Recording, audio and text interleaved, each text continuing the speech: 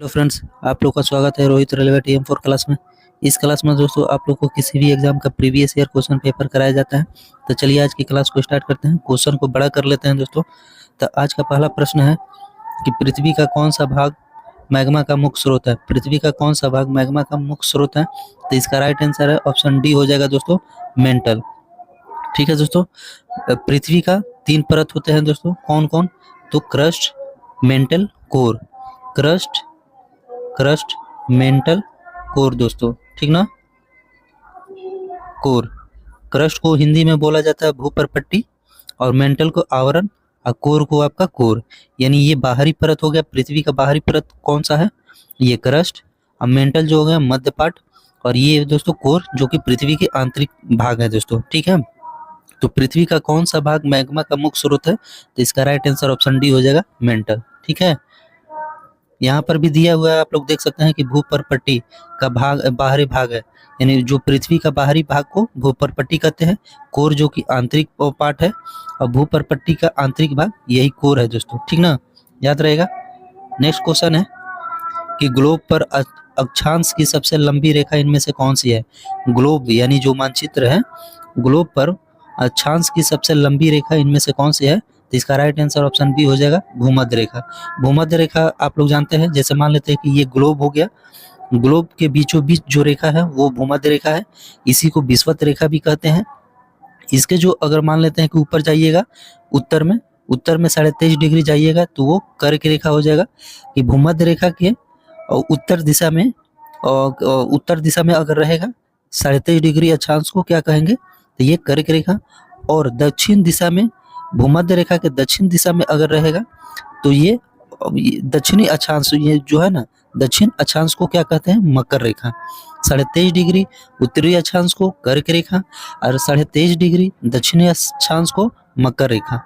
और फिर आगे बढ़िएगा तो 23.5 डिग्री 66 डिग्री उत्तरी अक्षांश को क्या बोलेंगे, ये आर्कटिक रेखा, आर्कटिक वृत्त बोला जाता है।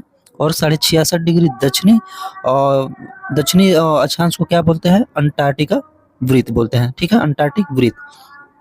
आगे बढ़ते हैं दोस्तों, तो इसका राइट आंसर ऑप्शन बी हो जाएगा। अगला नंबर प्रश्न है कि निम्न में से कौन सी ग्लोब पर मौजूद सबसे लंबी अक्षांश रेखा है। तो अभी ये क्वेश्चन पढ़े, तो इसका राइट आंसर ऑप्शन बी हो जाएगा, भूमध्य रेखा। ठीक है, अगला नंबर प्रश्न है कि इनमें से कौन सा विकल्प दुर्बलता मंडल की स्थिति को दर्शाता है।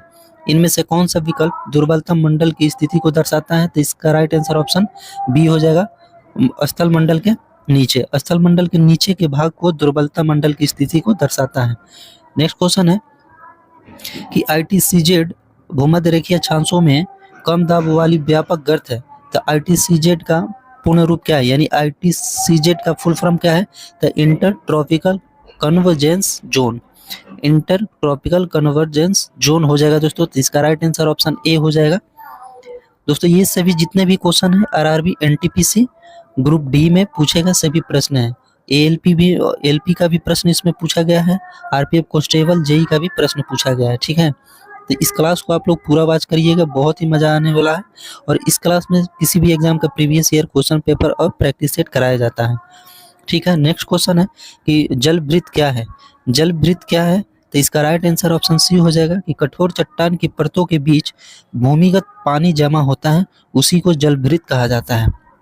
जल वृत्त क्या है, तो कठोर चट्टान की परतों के बीच, जो कठोर चट्टान है, कठोर चट्टान के परतों के बीच भूमिगत, यानी भूमिगत पानी जो जमा होता है उसी को जल वृत्त कहा जाता है, ठीक है। नेक्स्ट क्वेश्चन है कि ओजोन छिद्र कहाँ स्थित है। ओजोन छिद्र, तो ओजोन गैस का फॉर्मूला क्या होता है, O3, ठीक है दोस्तों। ये कहाँ पर पाए जाते हैं, समताप मंडल में। ओजोन कहाँ पर पाए जाते हैं, तो ये समताप मंडल में पाए जाते हैं। और ओजोन छिद्र कहाँ स्थित है, तो ये इसका राइट आंसर ऑप्शन सी हो जाएगा, अंटार्कटिका के ऊपर। अंटार्कटिका के ऊपर क्या पाया जाता है, तो ओजोन छिद्र वहां पर पाए जाते हैं दोस्तों। ओजोन छिद्र अंटार्कटिका के ऊपर स्थित है। नेक्स्ट क्वेश्चन है कि कर्क रेखा डैश से होकर नहीं गुजरती है। कर्क रेखा किससे होकर नहीं गुजरती है, तो इसका राइट आंसर ऑप्शन सी हो जाएगा, नागालैंड। नागालैंड से कर्क रेखा होकर नहीं गुजरती है। बाकी जो तीनों ऑप्शन है ये सभी गुजरते हैं, जैसे मध्य प्रदेश, झारखंड और गुजरात, ये तीनों कर्क रेखा से होकर गुजरते हैं। यहाँ पर और एक सवाल रह जाएगा दोस्तों कि कर्क रेखा से होकर गुजरने वाले कितने राज्य हैं, तो ये आपका 8 राज्य हैं। ठीक है, कर्क रेखा से कितने राज्य होकर गुजरते हैं, तो 8 राज्य। कौन कौन से, तो इसका एक फार्मूला है, फार्मूला नहीं दोस्तों, इसका एक ट्रिक है कि गमछा झार मित्र पर। ठीक है, याद रहेगा मित्र पर, आप लोग को याद रखना है। ग से गुजरात हो जाएगा, गुजरात है। म से मध्य प्रदेश है। छ से छत्तीसगढ़, झार से झारखंड, ये पूरा झारखंड हो जाएगा, झार से झारखंड। मित से हो जाएगा आपका मिजोरम। त्र से हो जाएगा आपका त्रिपुरा। प से हो जाएगा पश्चिम बंगाल। र से हो जाएगा राजस्थान। ठीक है, इसका राइट आंसर ऑप्शन सी हो जाएगा, नागालैंड। नेक्स्ट क्वेश्चन है, उत्तरी गोलार्ध में स्थित एक तरल समतल प्लेट संग्राहक आमतौर पर डैश की दिशा के सामने एक निश्चित स्थिति में झुका होता है। तो किस स्थिति में झुका होता है दोस्तों, तो ये दक्षिण दिशा की ओर झुका होता है। ठीक है, इसका राइट आंसर हो जाएगा ऑप्शन डी, इसका राइट आंसर हो जाएगा। ठीक है, ये ग्रुप डी में पूछा गया प्रश्न है। नेक्स्ट क्वेश्चन है कि भारत की अक्षांशीय सीमा क्या है। जो भारत का अक्षांशीय विस्तार है वो कौन सा है, कितना है दोस्तों, तो 8 डिग्री 4 मिनट से लेकर ये 37 डिग्री 6 मिनट उत्तरी अक्षांश। और भारत जो बसा हुआ है, भारत का जो स्थिति है दोस्तों, तो भारत की स्थिति क्या है, उत्तरी अक्षांश एवं पूर्वी देशांतर। उत्तरी अक्षांश एवं पूर्वी देशांतर, तो उत्तरी अक्षांश में कितना डिग्री आता है, तो ये आपका 8 डिग्री 4 मिनट से लेकर 37 डिग्री 6 मिनट। और एक पूर्वी देशांतर में 68 डिग्री 7 मिनट से लेकर वो 97 डिग्री 25 मिनट। ठीक है, याद रहेगा, ये पूर्वी देशांतर में स्थित है, इतना डिग्री। आप लोग को याद रखना है कि भारत का जो उत्तरी अक्षांश है वो 8 डिग्री 4 मिनट से लेकर 37 डिग्री 6 मिनट तक, और इसका पूर्वी देशांतर में 68 डिग्री 7 मिनट से लेकर ये 97 डिग्री 25 मिनट तक विस्तारित है। ठीक है, अगला नंबर प्रश्न है कि डैश भारत के मध्य से होकर गुजरती है। भारत के मध्य से होकर कौन सी रेखा गुजरती है, तो ये कर्क रेखा। बस कर्क रेखा जो कि भारत के मध्य से होकर गुजरती है, बाकी कोई रेखा भारत के मध्य से होकर नहीं गुजरती है दोस्तों। ठीक है, नेक्स्ट क्वेश्चन है कि धातुएं डैश में पाई जाती है। धातुएं डैश में पाई जाती है, कहाँ पर पाई जाती है दोस्तों, तो इसका राइट आंसर ऑप्शन डी हो जाएगा, भूपर्पट्टी में। जो पृथ्वी का सबसे कठोर भाग कौन सा है, परत, ये आपका भूपर्पट्टी। जो पृथ्वी के बाहरी भाग को भूपर्पट्टी कहते हैं, इसी को क्रस्ट बोला जाता है। तो यहाँ पर सबसे ज्यादा कठोर धातुएं पाई जाती है। ठीक है, तो धातुएं कहाँ पाई जाती है, तो पृथ्वी के बाहरी परत पर, यानी भूपर्पट्टी पर। नेक्स्ट क्वेश्चन है कि वह एकमात्र राष्ट्र कौन सा है जिससे होकर उष्णकटिबंधीय तथा भूमध्य रेखीय रेखाएं गुजरती है। वह एकमात्र राष्ट्र कौन सा है जिससे होकर उष्णकटिबंधीय तथा भूमध्य रेखीय गुजरती है, तो इसका राइट आंसर ऑप्शन बी हो जाएगा, कांगो। कांगो गणराज्य जो है ना, जो कि उष्णकटिबंधीय और भूमध्य रेखाएं से गुजरती है। ठीक है दोस्तों, देखिए भूमध्य रेखा से गुजरने वाला ये आपका ब्राजील भी है।